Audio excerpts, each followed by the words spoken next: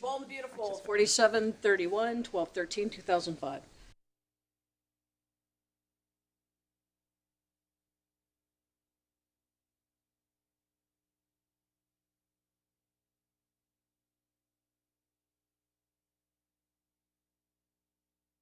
So let's have the truth. I think it deserved that.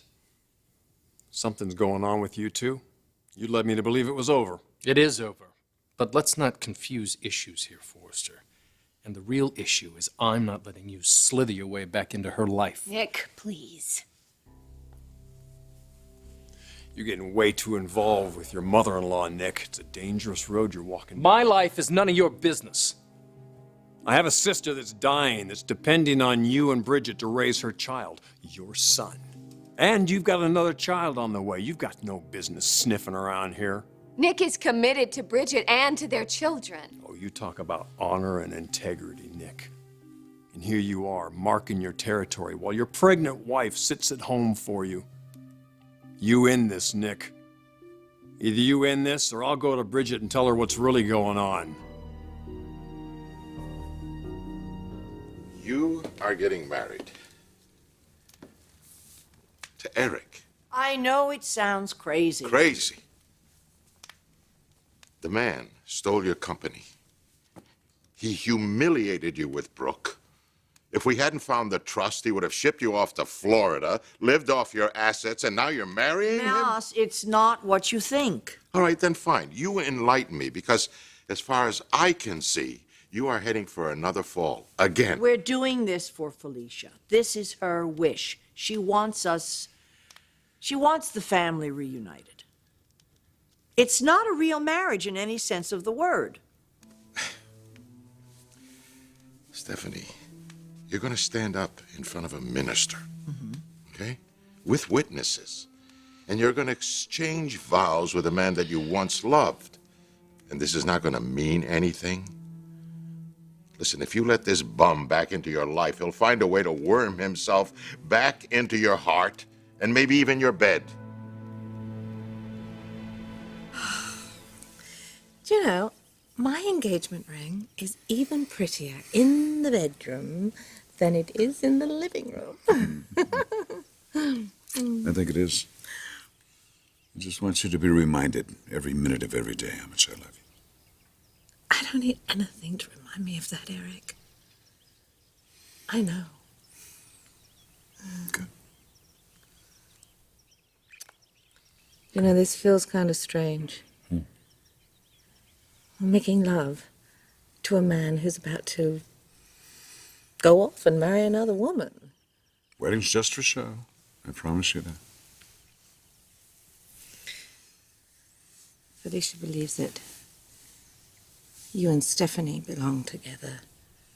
She does. She thinks that once you're married, you will rediscover that. No, not gonna happen. Look, I've given my attorneys instructions to draw up a prenuptial with an ironclad annulment in place. I know you're just doing this to make Felicia happy. I do, and I love you for that. I do. Just as long as you stay honest. With Stephanie. And me.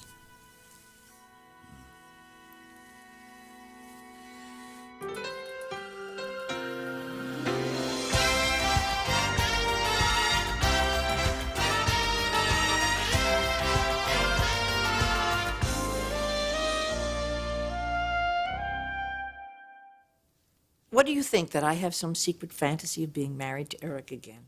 I am just saying, be careful. Moss, I'm finished with Eric. I don't love him anymore. That's what you've said to him, to yourself. But how long have I known you, Cara? You've always been vulnerable to Eric, especially now, facing the loss of a child. My God. Look, your heart is in the right place, Stephanie, but it is the wrong thing to do. I'm sorry, I'm just not going to let you go through with it. You're not going to let me? You're acting like I don't know what. What do you think? Isn't it obvious? Moss, are you saying that you still have feelings for me? Come on. I just want to tell everybody about it. I do. So do I, but we can't advertise it, not yet. No. Now we have to wait.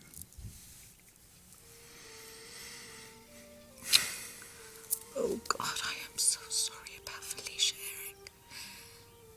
I can only imagine the kind of pain that you're in. You spend every minute with her that you can.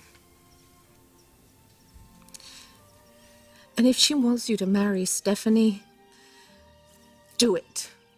And don't you worry about me, because I will be here. Anytime, day or night. Whatever you need, I'll be here for you.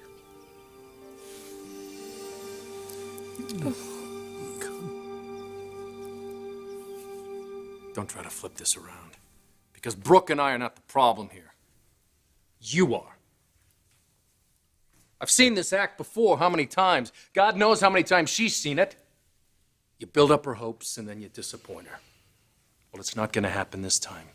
Because she is not going to forgive you, and she is not taking you back. You think you've changed her? Is that it? No. I think she's learned to trust and respect herself.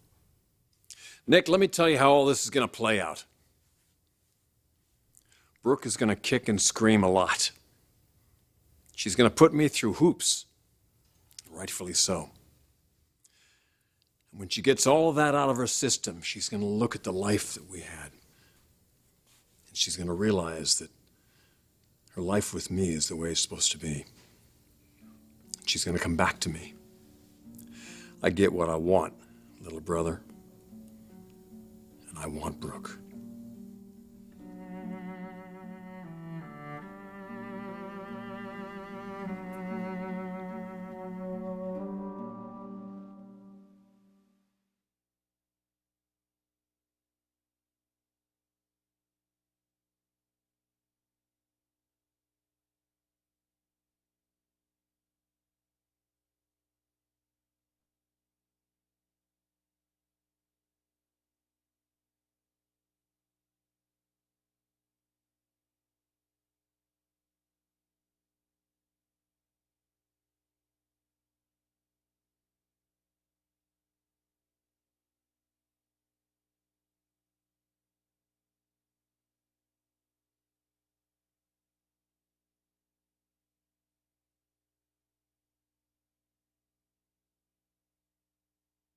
Now, Moss, I am not some romantic schoolgirl who lives in the realm of suggestion and innuendo, so...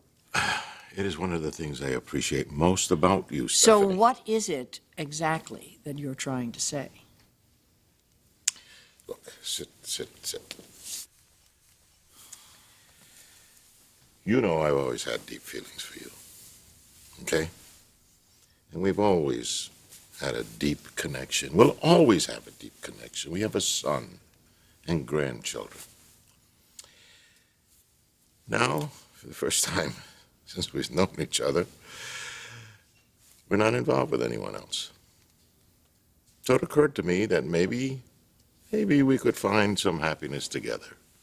But now, if you marry this bum, I'm afraid, there's no chance at anything. Moss, you know I love you as my dear friend. It didn't occur to me that there would be something more. Well, you think there's a chance? At this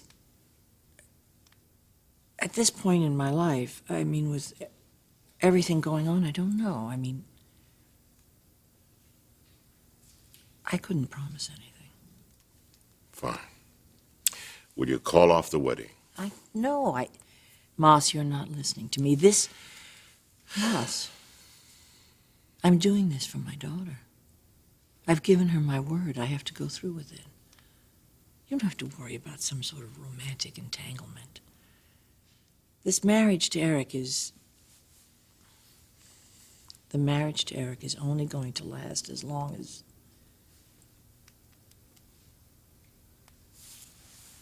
my daughter lives.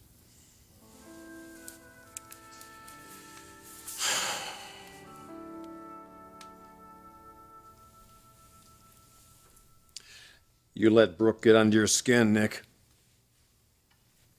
But I understand that. That's who she is. She needed you.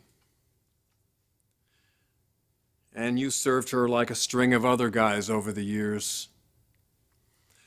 But look around you, Nick. You see any of those guys here today? No. Because they couldn't measure up to what Brooke and I have. And neither will you. You have a family and a life waiting for you at home. You don't deserve someone as pure and good as Bridget. But for some reason, she seems to think you make her happy, and I want Bridget happy. For her sake and for Brooke's. You understand that? Because if you don't, you're going to be out in the middle of the ocean in a dinghy with no paddles, Nick. Your call.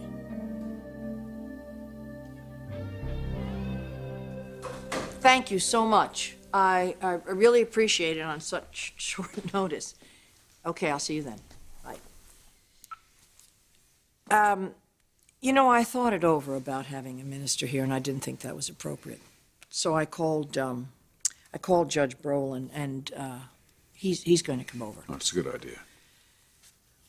I would feel a little strange doing this with the man of God. Well, yeah, especially since it's not a real ceremony. Yeah. Oh, Felicia made up some invitations for family members only. Here. And Kristen's flying in tomorrow morning.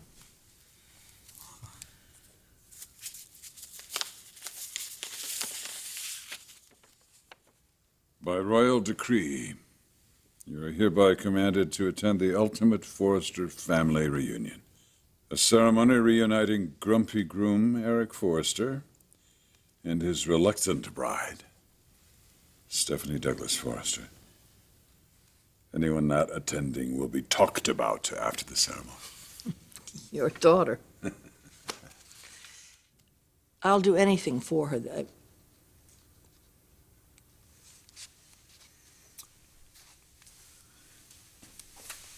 Even marry you.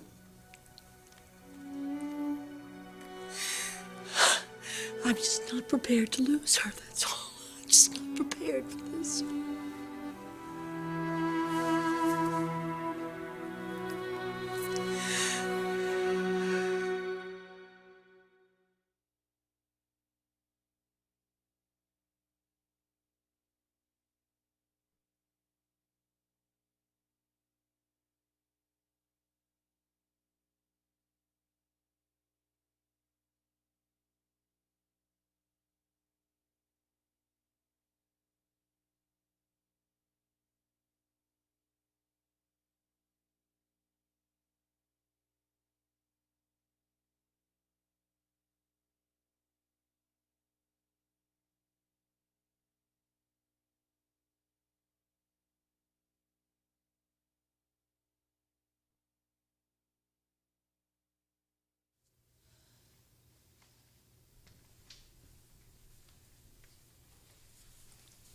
You're wrong about Nick. He changed me. He's not like anybody else, Ridge. Not even like you.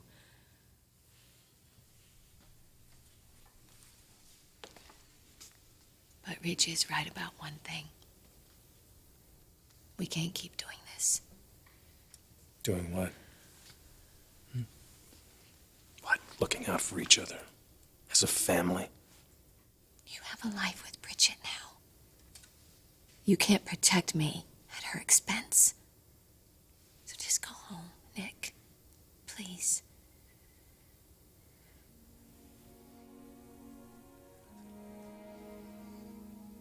I can take care of this.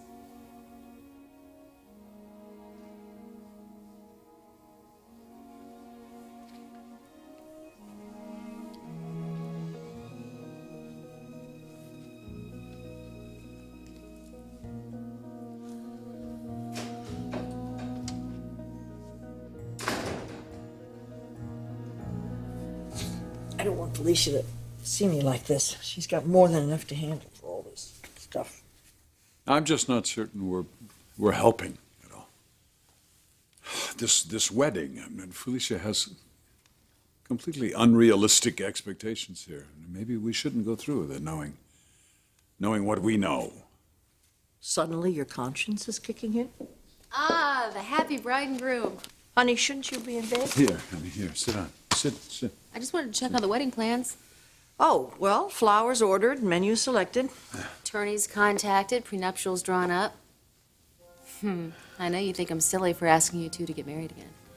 You think you're going to be divorced before I'm even cold in the ground. Felicia, for God, Felicia. I'm a realist, Mother. I look at things the way they are, just like you. Now, maybe we should call this whole thing off. I said realist, Daddy, not pessimist. I see the way you two treat each other. Not exactly like two people who are in love. Not on the surface. But underneath all the bickering, blaming, fault-finding, believe me, I know you have to dig pretty deep beneath all that. But then I think you find two people who still love each other, but are too stubborn to admit it. Honey, I think you just see. Nah, what you want to see. Daddy. No. One day at a time. Okay? First, you get married. Then you take it one day at a time until, well, I'm still here. Okay? Then after that, okay, who knows? You still think you can't stand each other? Fine. But at least you've done something that means a lot to me.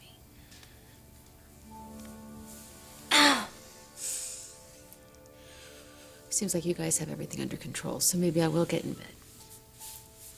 Come on, honey. Come on. Oh, God.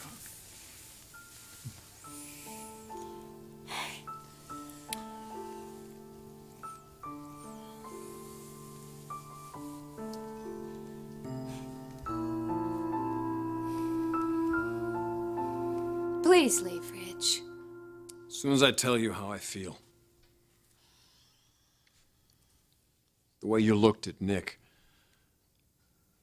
scared me. For the first time, I think I felt like I've lost you forever. Nick is married to Bridget.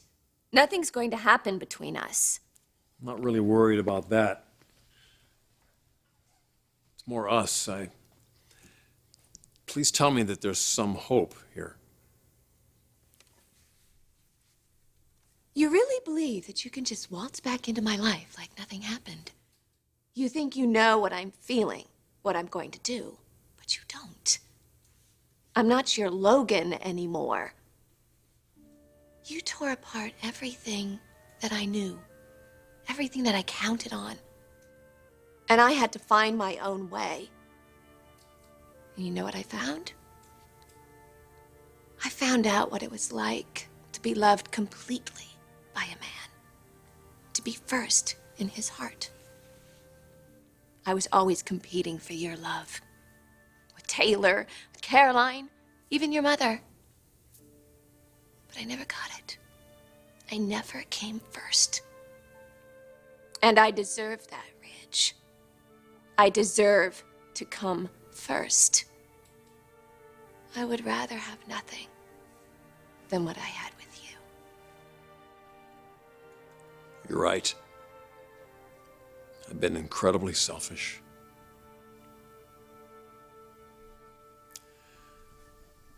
I've acted stupid, childish, and cruel.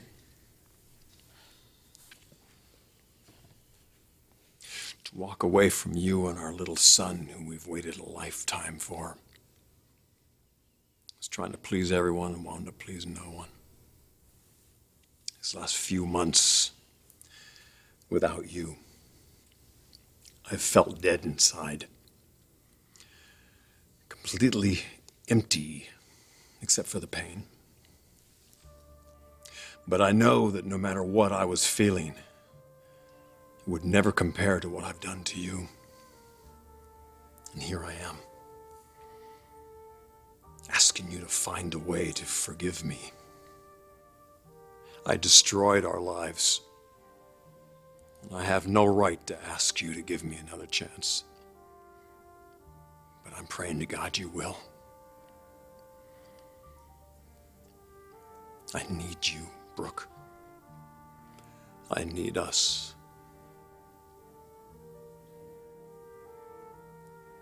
I'm asking you to somehow find that forgiveness. One more time.